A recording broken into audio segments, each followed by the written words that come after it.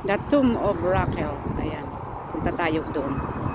Hello mga kamadar dyan. Dito tayo sa Tomb of Rachel. Alam nyo ba yung istorya ni Rachel in the Old Testament? Siya yung asawa ni Jacob. At siya yung favorite niya na asawa kasi may dalawa siyang asawa.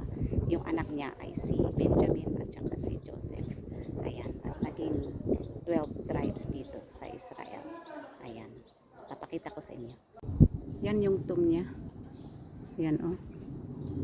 Ewan ko kung pwedeng pwedeng pumasok dito.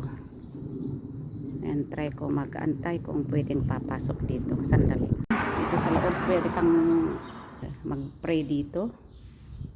At ayan, pwede kang mag-donate. Ayan yung box. Pag hindi Sabado ay meron silang benta dito na yung mga souvenir. Tsaka ito ayan. I-zoom ko at nyo pwede nyong i-screenshot at babasahin yung buhay ni Rachel. Ayan. Pwede nyong i-zoom at babasahin nyo.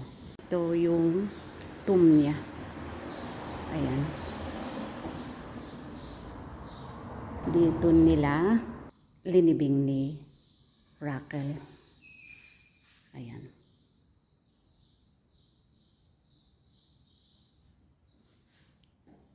Pwede kang upo dito at magdasal-dasal.